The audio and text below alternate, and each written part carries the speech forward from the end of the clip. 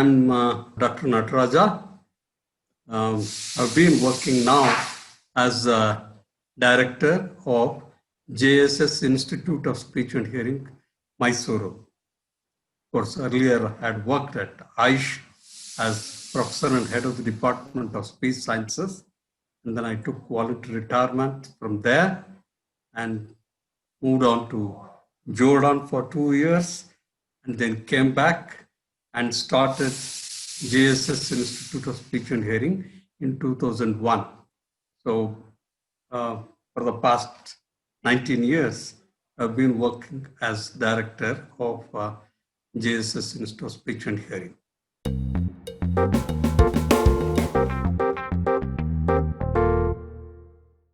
I come from a village, rather. I was born and brought up till 1958. That is when I was 9-year old. Mm-hmm. I was shifted to Mysore. Okay. So basically, there is a village called Nuggehalli. Mm-hmm. It's very near to this Shravana Belagula, okay. Kumteshwar, and that is a big place, rather. Because my father was a strong follower of Gandhi, rather. We belong to lower middle class. Mm-hmm.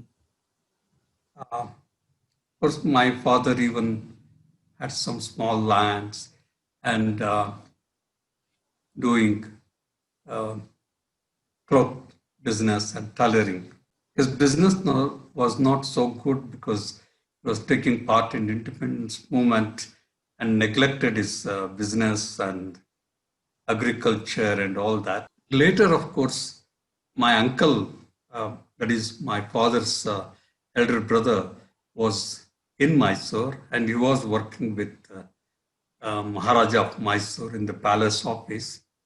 So he thought probably it was necessary to shift from that village to Mysore for the sake of education of myself and my younger brother. And so in 1957, I think we shifted to Mysore. So the life was going on, and when we shifted to Mysore, I was admitted to a government school called Lakshmipuram Government School. Of course, this school was quite famous. I mean, where this famous writer R.K. Narayan and his brother R.K. Lakshman, it seems they had studied in that school, and of course many more others. So luckily enough, I got that was the nearest school, and of course it was a good school in the sense that maintained a lot of discipline and all that. I was a moderate student. I was not really that good in school because I remember I had scored less in mathematics test, and of course I had to get my father's signature.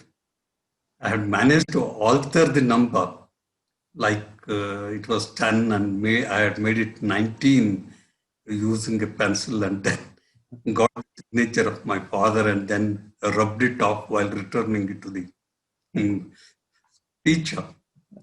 So I was a student of that kind. After completing the A standard, I got into another school called Marimalappa's High School. It was a big school, well known in the city, quite old school. There, of course, I joined English medium, even though it was difficult for me a little bit. And of course, my parents and of course my uncle had also arranged for some private tuition and all that. Still, I was a moderate student. So I managed. Of course, school was good. We used to enjoy. Of course, still I remember we used to make use of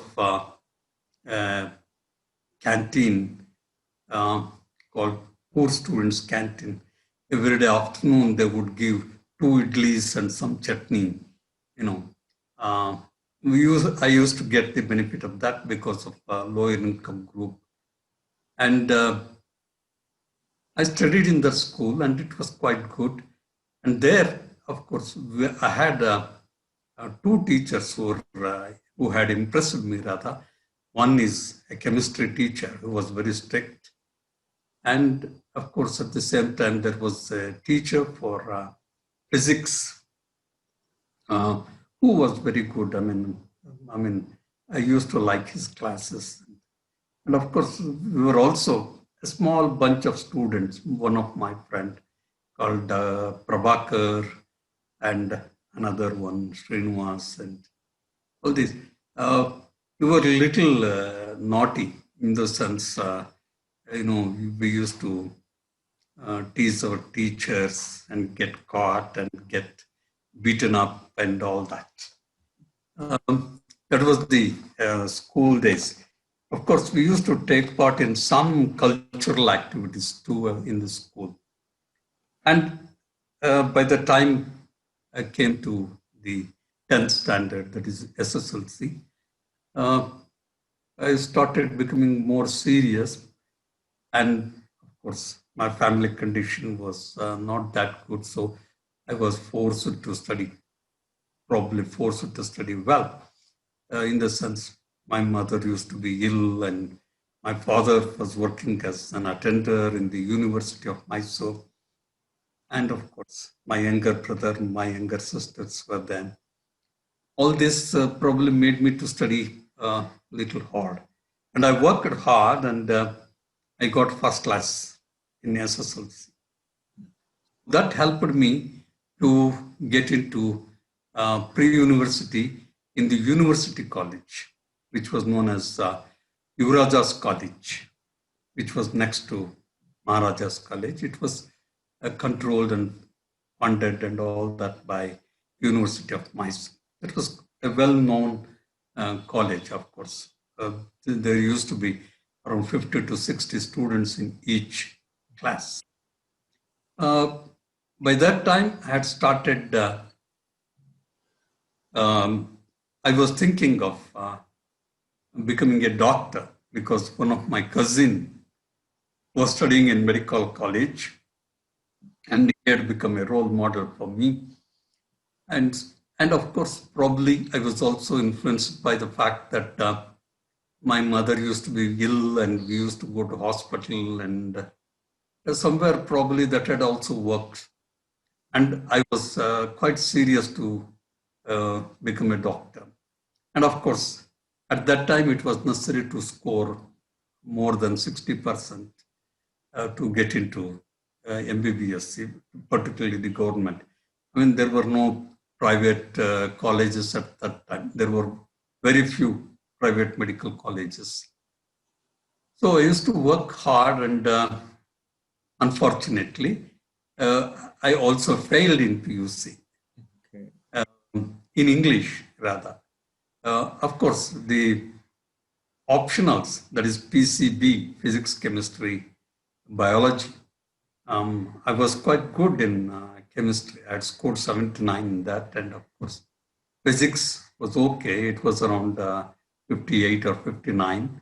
Biology was also around 60 and odd, but I had failed by 3 marks or so in English. So my hopes were doomed rather, but I didn't give it up. But I took my supplementary examination. At that time, of course, I was looking for small jobs here and there, and even I was learning typing. There were typing institutions specifically meant for training the typing for which would help people to get into the jobs. I was attending that also. Uh, of course, in supplementary, I passed. And then, as I was going to Yuvaraja's College, I used to go through one road called Jhansi Rani Lakshmi Bai Road. In that road, there was a school called Hardwick School, and opposite to that, there was a huge building which belonged to uh, Maharaja of Mysore called Rama Mandira. And there we used to see one board, All India Institute of Logopedics. And whenever I used to read that, I used to say, oh, it has something to do with All India Radio. That was the impression that we used to get because All India, that was our knowledge at that time, even thinking at that time. So we used to see that and then pass through that road to the college. And then I passed my PUC at last. And in 1967, sometime in June, there was an advertisement from All India Institute of Speech and Hearing that All India Institute of Logopedics had changed into All India Institute of Speech and Hearing. And of course, by that time, that board was also removed from that building and was shifted to almost next to Yuvaraja's College. That is what is called as Maharaja's College Centenary Hall. Actually, there is a big stage. I mean, it was an assembly hall rather, with some rooms, and they had shifted to that building. And then by that time, my uncle, who was working as Under Secretary to Governor of Mysuru, at that time Mysore, Karnataka was known as Mysore. He was working there as Under Secretary. So he had seen this advertisement, and there was something like, stipend of ₹75 would be paid to the candidates who are selected to this course. And there were only 15 seats. And of course, within bracket, they had put, and I mean, it is subject to approval. So my uncle said, why don't you go for this? And it was going to be something very interesting. Even he didn't know what it was actually. But he said, financially it is going to help and it is something new. Why don't you try this? I said, okay, I applied. We used to follow our elders' words without failure or without opposition. So agreed and applied for that course. And later, of course, we were, called for interview. At that time, we had interview. So I for the first time, I got my shoes, in fact, and of course, some old clothes ironed and all that. And then, of course, at that time, the shoes were not so easily available. So my father took me to a cobbler and took the measurement and got it done. The interview was at 2:00 and I got my shoes at 1:00. Still, I remember how excited I was to wear those shoes. Rather, that was the first time that I was wearing shoes. Then I went to that All India Institute of Speech and Hearing, that is at Centenary Hall. I still remember there was one Dr. Dharmraj. He was the director. He was from Army, retired surgeon from Army. And there was one Professor Krishnan. He was professor of psychology. And Dr. Kapoor, who was an ENT surgeon from Vellore, who used to visit that institute. Later, I came to know about these people. Interestingly, they started asking general questions. And in fact, still remember the questions that they asked me. they had asked me about R.K. Narayan's book. I mean, they just asked me, what are your hobbies? I said, by that time, my uncle used to get some novels because R.K. Narayan's brother was friend of my uncle. So he used to get all the books free. So he had them at home. And so I had taken them and I used to read them. And of course, for two purposes. One was my uncle wanted me to improve my English. So I used to read those uh, novels, Swami and Friends and Malguru Days, all those, this one. And even Guide I had read then itself. So they were asking, I said, reading books. I mean, they said, which book? R.K. Narayan's book. Then they asked me, can you name few? I immediately I could answer that. And of course, maybe they considered my financial conditions also and all that. And of course, I had scored 61%. That was fairly good because number of applicants were also very less. As I remember, that day there were not more than 25 people for 15 seats. And many of them were from Mysore because many people were not even aware of it. And I got selected. And of course, they announced the names of 15 people. As I remember, only one person was from Andhra. And yeah, he was the only one from Andhra. And remaining 14 were from Karnataka, actually. Most of them were from Mysore. And then my classmates were, or the other candidates, out of that, 5 were girls. 10 of us were boys.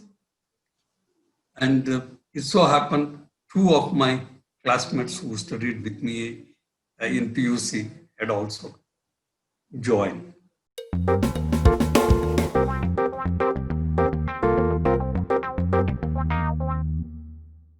June 17th, I believe, I went and joined that institute. When I went there, of course, as I was walking to the office with all my marks card and all that, the fees was also very less at that time, the admission fees. And of course, we were anticipating stipend also. I saw a fat black person with BD in his mouth sitting and writing something. And then I thought maybe it is some clerk who is sitting and doing that. And I went to the office. But later, I met him. He was Dr. Ratna. And that was the situation. I mean, he was so unassuming since the beginning for us. And of course, we joined. At the same time, another group of students, that is about 7 of them, had joined MSc Speech and Hearing. This was Dr. Pratibha's batch, along with us, because they had done some degrees like psychology, and most of them were from psychology. Another person had done BSc BEd, and another person BSc Physics, that is Dr. Jagdish, who was in Noya, and Dr. Venkatgiri, who is in now in Iowa. He had done psychology. And another person by name Kalaya, who was also a psychology student.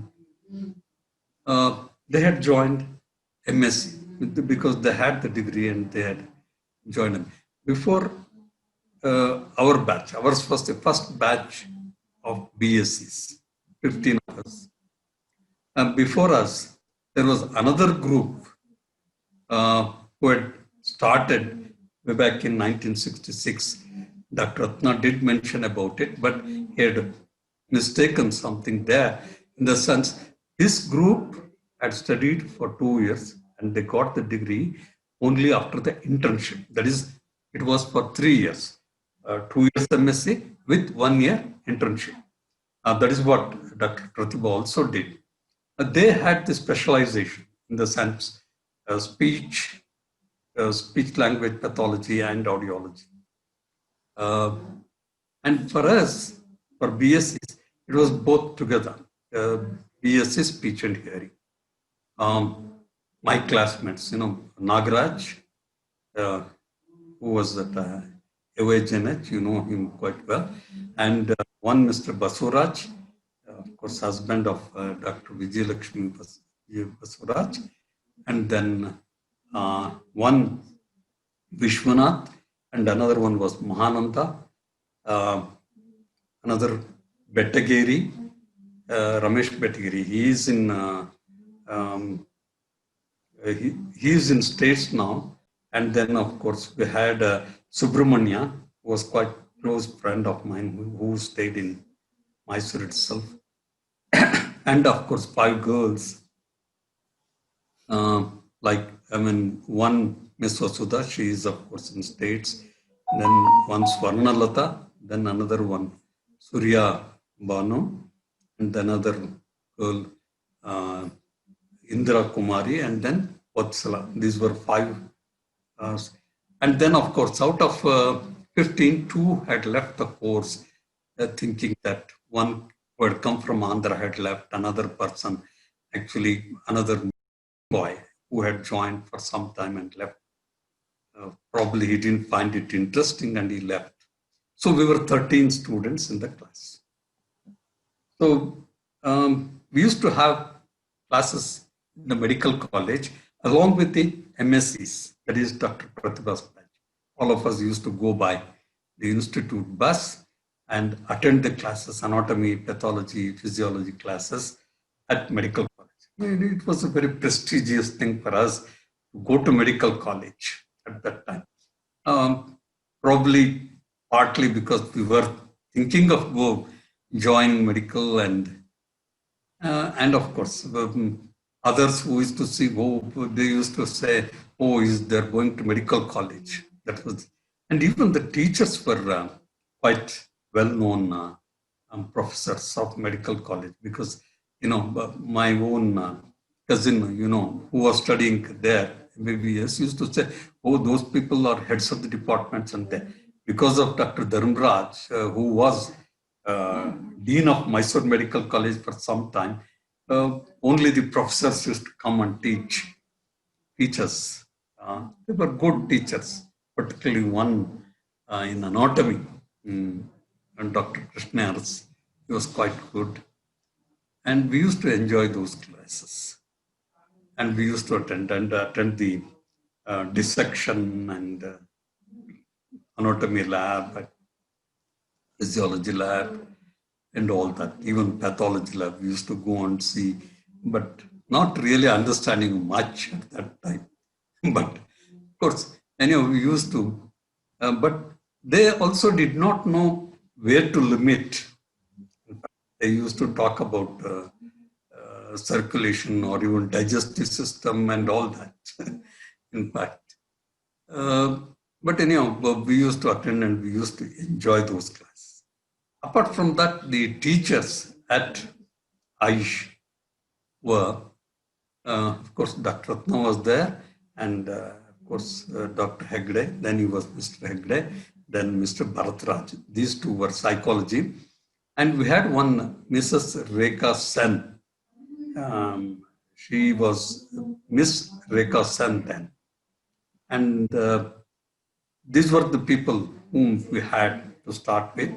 And we had some clinical supervisors who had done their B.Ed, who they used to supervise us while looking at the cases.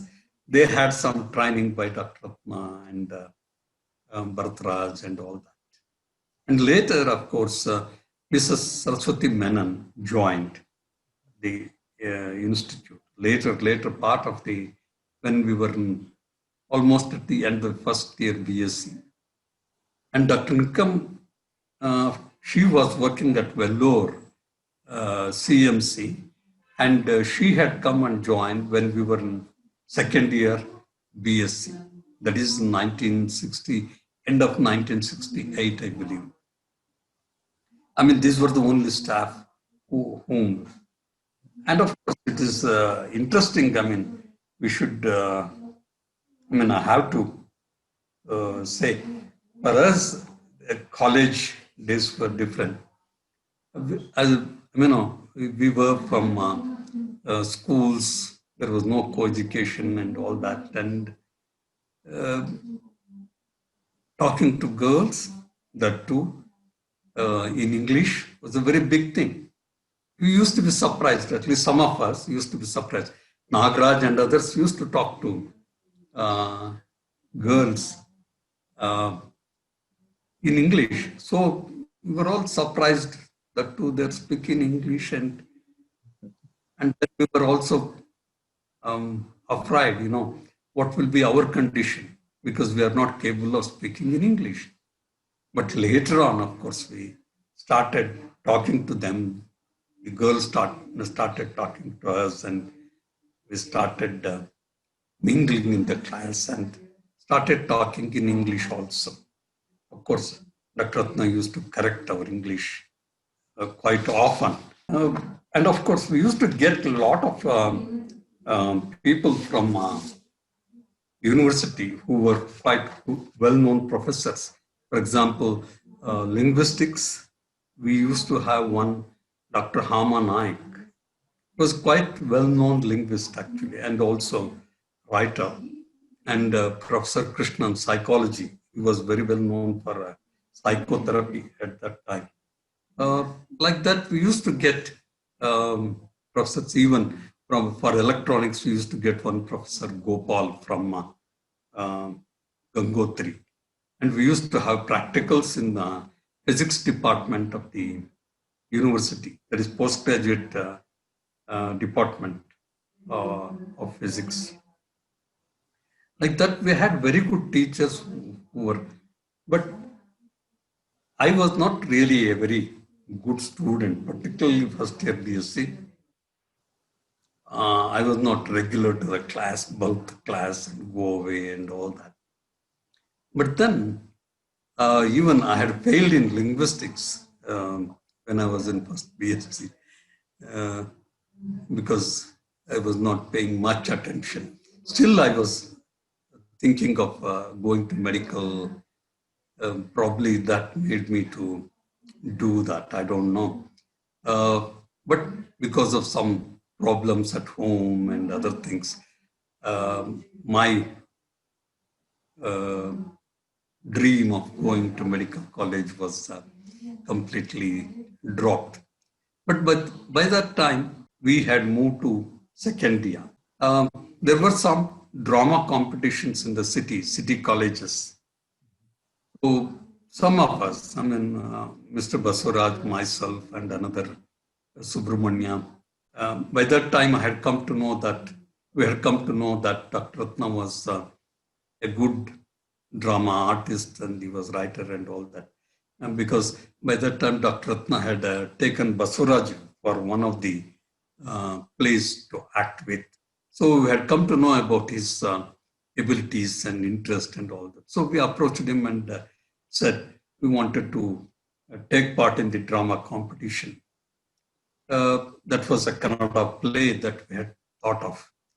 And Dr. Ratna had planned two plays, one in Kannada and one in English, because others like Dr. Pratibha and her own classmate, Miss Ona, and our classmate, Vishwanath, they, they had formed one group and they had planned to stage one Rabindra Tagore's Chandalika. And we had taken a play which was not really a well popular play, but something very, kind of a comedy story rather. And of course, that was modified a little bit by Dr. Ratna, and we had staged that. And I had taken the major role. I was the hero in that play. that is called Molakal Nire. That is, in Kannada, we have a saying that the person who is Papi, in Tamil also, that is person with lot of sin, even if he goes to sea, the water would go down only to the level of the knee. So that was the play, and Dr. Ratna had modified it a little bit, and he had used his talents of direction and changed it. And we staged the play, and that English play was also staged. And we got first prize in that competition. The Kannada drama got first prize. I mean, I was awarded Best Actor Award that time. And we were so happy and thrilled, and the whole institute, all the staff members, even Dr. Nikam and everyone was so much celebrating the thing, and we were happy. So we had even felicitation for the winners at that time. After the felicitation, of course, even the director nominated me as a cultural secretary for the Students Association. That was the thing.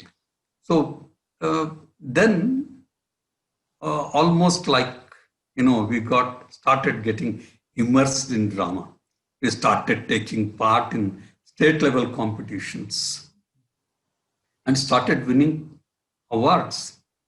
First prize, second prize. I mean, most of us were started getting it. Almost all of us from the class. Out of 13, maybe 1 or 2 were left, but others were taking part in dramas. So that made us to forget about medical college or going to medical, and started into speech and hearing. In fact, I feel most of the time I learned more about speech during drama rather than in the class. I mean, I should not really forget this. Dr. Ratna's friend, one Mr. Vishwanath Mirle, he was a phonetician and he was very good in drama. I mean, they were all classmates since college days, and he used to come and tell us about the phonetics and intonation, apart from Dr. Ratna. Dr. Ratna also used to tell us, but he also used to, I was very much impressed by his classes on drama rather. That way, we started learning a lot of things from Dr. Ratna as well as Mr. Mirle, Vishwanath Mirle, about the linguistic aspects and suprasegmental aspects, and about voice in particular. That was the point where, and of course, at that time, even Professor Oza used to come from Bombay as visiting professor and meet us and talk to us about organic voice disorders. And of course, as I said, because of his medical background or subject that he had studied, just to talk about the organic voice disorders and voice disorders in general. And of course, it was one of the probably that was one of the factors which helped me to pick up on voice. And I also started getting interested in voice during the dramas and started learning more about it. And as most of us were indulged in drama, other teachers started complaining about us to the director, Dr. Dhanraj, saying that these students are not studying, they are more interested in drama, and they're not. I mean, we used to bunk the classes or the clinic, saying that we had to go for drama, that, this, and all that, because we were. Then Dr. Ratna said, you see, they're all complaining, don't do that. All of you have to study well. Then we took it seriously and started studying seriously. He had said it is going to be difficult if you continue to do that. And for me, I was, again, I think I was just an ordinary student. In second year, of course, in the first year, we used to have the medical subjects and linguistics and electronics and English and socio dynamics. That is one paper in speech, one paper in audiology. All were the internal exam. It was not universal. But second year, we had three papers in psychology. One was clinical psychology, another was developmental psychology, and statistics. Again, I was poor in statistics. I was just managed to pass that. I think I got just 35 marks in statistics and got through second year. That was a serious problem for me. So by the time we came to third year, everyone became serious because next MSc for us, for our batch, because we were from BSc, they had planned only 5 seats to start with. So there was a good competition among ourselves. And it so happened one day, one Saturday, I had been to library and was carrying one book that is on oral rehabilitation by Ewing and Ewing. I still remember the name of the book. The authors. And two of my friends, that is one Mr. Basuraj and another Dr. Betkeri, they were also coming and they asked me which book I was reading. And then I said, this is the book. Then they started laughing. Oh, you're reading that. And I got irritated. Then I decided I must score better than these two and get into MSc. That was really, I should thank them for their remarks at that time and making me to work hard. I started really working hard and I got fourth rank in BSc. But in the meanwhile, I think I must mention the kind of clinical training that we used to have. I mentioned about Dr. Kapoor. He was one of the, he was teaching us audiology and ENT, particularly the anatomy and physiology of hearing. He used to come from Vellore by his own car and he was bringing his audiometer. Amplivox. Still, I remember how small it was, and he used to bring it on Saturday and Sunday. Friday and Saturday, and go back on Sunday. And we had to use that audiometer. BScs were not permitted at that time. Use that. Only the MScs who had selected audiology as their optionals were permitted to use that. That was the only instrument that we had when we started BSc. And we had one tape recorder that was Ahuja, that is from Delhi make. We used to record using that. That was it. Later on, it was interestingly, the Bharat Electronics Limited Bangalore, they had also attempted to develop audiometer, but it was very funny audiometer in the sense we could not press the button or even to take it up, stop the tone. It used to be so difficult. We used to make use of fun of it, saying that we should use a hammer to use this one. There was one Dr. Bashir and Mr. Bashir and Mr. Sitaram. These two were involved in developing that. They were also working on developing some hearing aids. It was not that successful that much. Even though we were students, we used to get exposed to all those things. And of course, later on, I added other audiometers. For example, the first one that we got was Myco audiometer. We got Bell audiometer. But other equipment were not there. And even the library was very, very uh, limited one.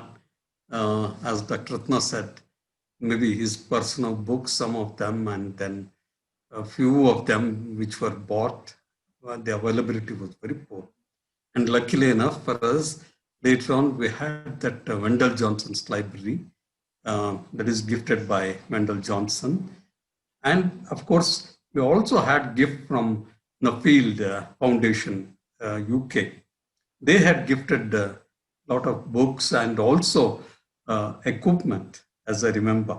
Even we had one Grossen Stradler record player with amplification and the headphones and all that.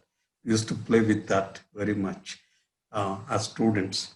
In that way, we were not really exposed to the instruments at that time, of course. The electronics was taught to us by buying some oscilloscope and all that. But in terms of cases, of course, we started giving therapy as soon as we came to second year. Of course, our teachers, particularly Dr. Ratna and Miss Rekha Sen then, and Mr. Hegde, M.N. Hegde, even Bharatraj, they used to do the counseling, case history, and even the clinical supervisors used to demonstrate the cases to us, and then we should go on doing that. That was the thing. So we were exposed to the cases directly when we came to the second year without much of theoretical knowledge. That was it. And later on, of course, we started getting other equipment also. We started buying tape recorders and other things for the clinical use. No, that was the thing. In fact, until 1973, we had not seen an impedance audiometer. That is only 1 year after my completion of MSc, I saw one impedance audiometer, in fact. But luckily enough, we had a Danish aid. Dr. Ratna did mention about that. They were not only giving the hearing aids to be distributed among the deserving candidates, they were also given us a lot of other equipment like beat frequency oscillator, audio frequency analyzer, level recorders, measuring amplifier, and all these. They were useful, of course. I was very fond of instruments, particularly. I used to play with them, even in electronics. And as I said, when we were in second year, Dr. Kapoor was rather forced to leave the institute because of some personal reasons and all that. And I don't want to discuss about that. In fact, he left the institute. But before that, he used to bring a lot of foreign experts. For example, still I remember we had Silverman. You have read about Silverman and Davis' book. We used to see them. And even we had Newbie, for example, and one Dr. Murphy. And then we also had Dr. Paul Moore. Paul Moore was, visited in 1971. Still, I remember the way in which he presented. And he showed us a film on vocal fold vibration at that time. We were all thrilled by that, rather. So we used to get a lot of people from UK also. And of course, there were people who used to visit from WHO and other organizations and trying to help us. And particularly, we got one project called VRA project, that is Veterans Rehabilitation. From that also we used to get some money to the institute and instruments for the certain activities. Meanwhile, we passed our BSc. First batch of BScs came out. At the same time, Dr. Ratna did mention that in Noyer, that converted the diploma into bachelor's degree almost at the same time, or in 71, the first batch of BScs came from, as I remember, I'm not sure, from Noyer Hospital. So that was the thing. And then for us, as I told you earlier, there were only 5 seats for master's degree. So there was a tough competition, and luckily enough, I could make it along with my other classmates. 5 of us were selected for MSc. And luckily enough, of course, for us, they were giving a stipend of rupees 150 per month. That was a great relief for us. So we used to enjoy. I mean, of course, by that time we had become serious and started studying.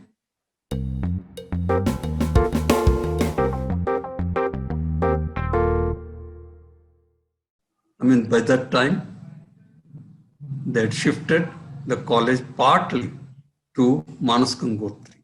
That is by 1970. The administrative building and the classrooms were shifted by Dr. Dharamraj himself. Then, of course, he retired from the service as director. Dr. Ratna took as director in charge in 1970. And of course, later he came and inaugurated, that is Dr. Dharamraj and Dr. B.M. Rao. Both of them inaugurated our clinic building. We used to go to classes at Gangotri and attend clinic in the Centenary Hall. That we did for about 6 months or so. Then we shifted from the Centenary Hall to our own building at Manas Gangotri. There also, again, it was not that it was fully equipped with infrastructure. They had used some of the quarters. Still, I remember in one of the bathrooms, we had a sound-treated room when we shifted. And we used to do the audiometry in one of the quarters rather. And in fact, I used a soundproof room for my dissertation also. So in first year MSc, of course, we had 5 papers, 3 of them in speech and 3 of them in audiology and 2 in speech. 2 and 1 in research methods also. Yeah, psychologist used to teach. Dr. Hegde used to teach us research methods that time. My own classmate, Mr. Mahananda, of course, he is now in Australia. We were 5, as you know, 2 girls and 3 boys. Myself, Vishwanath, and Mahananda, and then one Swarnalata and one Vasudha. We 5. And of course, Vishwanath is in States now. Vasudha is in States. Mahananda is in Australia. And of course, Swarnalata is in Bangalore.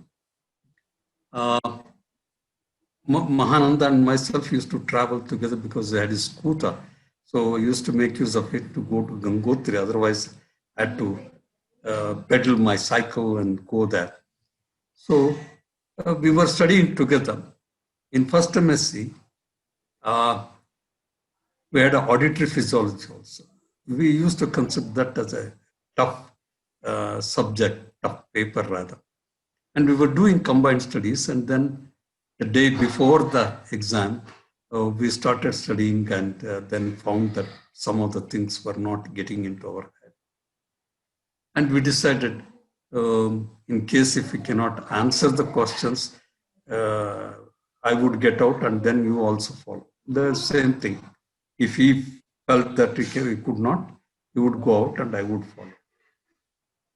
We agreed, and then went for the examination and looked at the paper. It was tough. But anyhow, I managed to answer one question out of uh, five questions that we had to answer.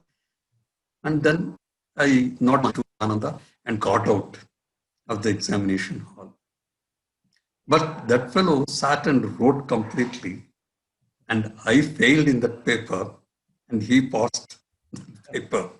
So I learned the lesson not to trust any of the friends, particularly for examination purposes. That was the moral that I learned. At that time, it was also that, if someone has failed in one paper, they have to repeat all the five papers of that particular year. That was the rule. So somehow of course, they were permitting carryover. We shifted to second year. In second year, we had dissertations. Dissertations for the first time in speech and hearing. No one knew, no model. We used to go through Dr. Ratna's thesis, which he had submitted for his doctorate in Gallaudet, and and we also used to get some dissertations from university library, from physics department, and we used to follow that. And of course, at that time, my interest in voice had increased, and we used to see a lot of cases at that time. So I was particularly used to grab voice cases, and we had some kind of a discussion. We are asking them to use a particular pitch. What is the basis for that particular, selecting that particular pitch? The review of literature says that it is 1/3 or 1/4 or 1/5 from the bottom of the frequency range that the individual can produce. And of course, at the same time, there are others which say it is the resonant frequency. Okay, this was the situation. And we used to discuss about this. As I told you, Dr. Ratna, myself, and one Vishwanath Mirle used to discuss this. And that became a very interesting topic for us. Clinically, what we should prescribe as the right pitch for the individual. What is the basis? So I started reading that. I selected that as the topic for my dissertation. And we concluded that it is the resonance that is important, or the frequency which can elicit the maximum resonance in the vocal tract. So we thought we could stimulate the vocal tract and find out the frequency at which we get the maximum resonance. So for that purpose, we used what is known as beat frequency oscillator. I mean, it is just a sweep frequency oscillator also, in the sense it could produce from 50 hertz to 5,000 hertz tone, pure tone. And we thought by some means we should feed it to the vocal tract and find out. So we connected that to a receiver of the hearing aid, a small receiver. At that time we used to get the body worn hearing aids. So I think it was Dynavox hearing aids used to have a small receiver. So we matched the impedance and connected it. And we thought to stimulate this, I used a cycle wheel spokes and tied it to that and kept it here. And we wanted to pick up the signal from the mouth. So for that, we used a condenser microphone, which was connected to audio frequency analyzer. Then how to change the frequency? So manually, I used to change the frequency every 10 hertz starting from 100 hertz. Okay. So 110, 120, like that up to 500 hertz.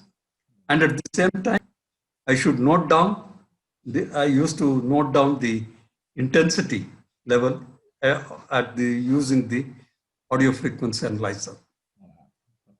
Okay, we thought it was within 100 to 500. But unfortunately, it used to coincide with the formant frequencies rather than, I mean, it used to give a peak, but it used to be formant frequency. And what the person was producing was different. And we had also assumed that a person is producing, a person with good voice will be producing optimum frequency.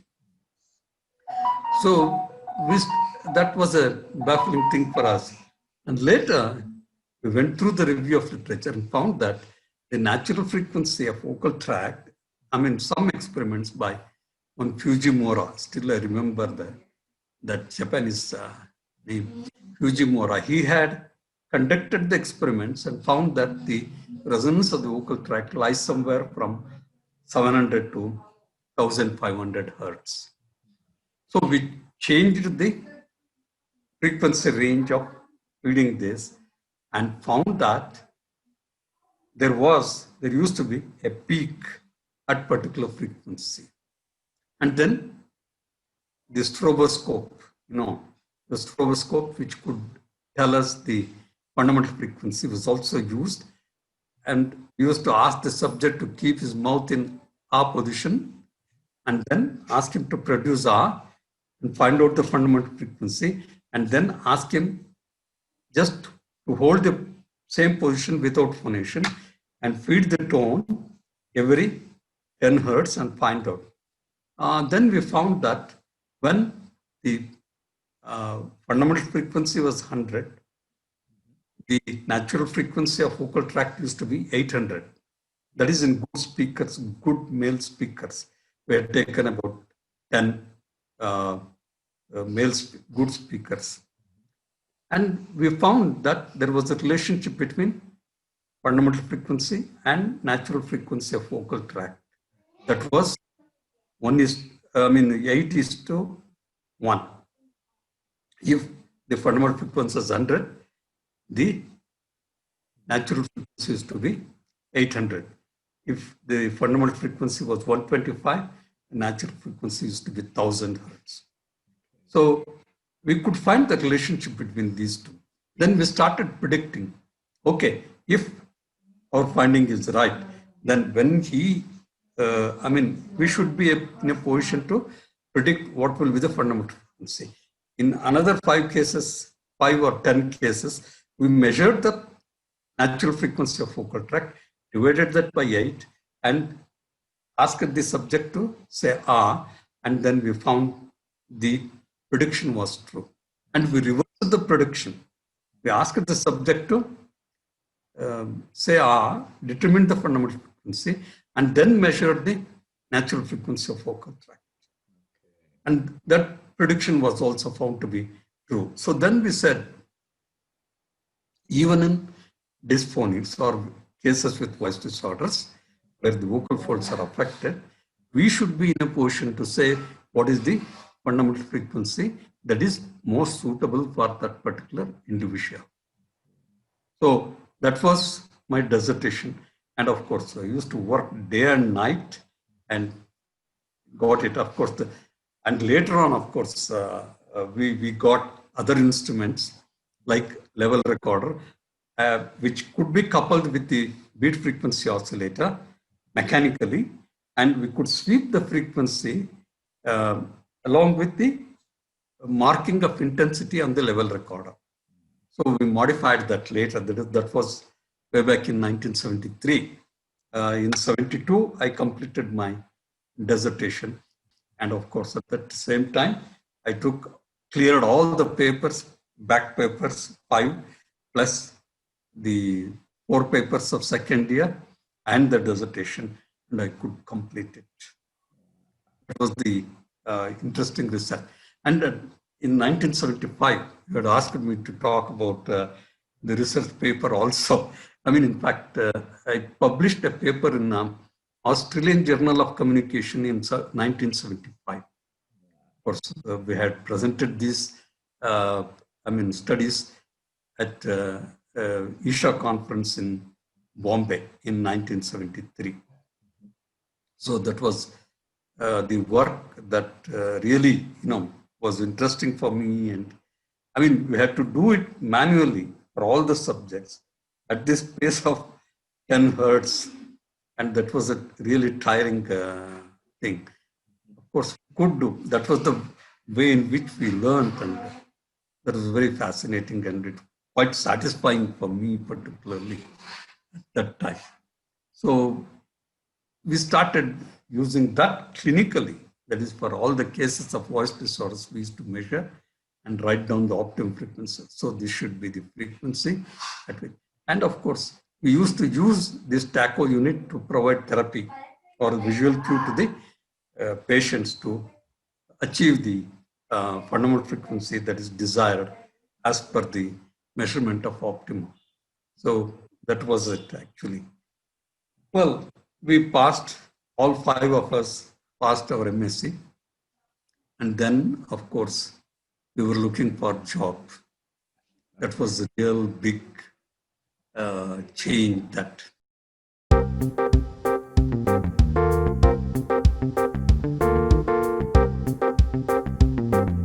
Well, coming back to our own unemployment days rather, there was no job.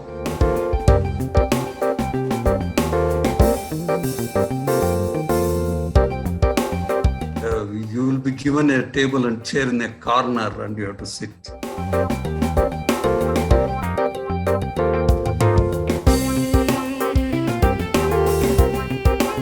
Ratna got elected as president. But before that, Ratna was treasurer.